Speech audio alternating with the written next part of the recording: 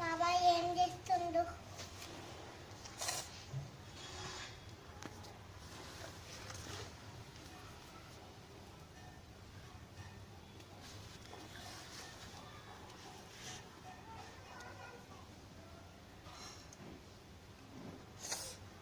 అన్నం తిన్నావా? తిన్నా నేను. మొత్తం తినేసినావా? కొంచెమే. కొంచెమే తిన్నావా? ఎందుకే?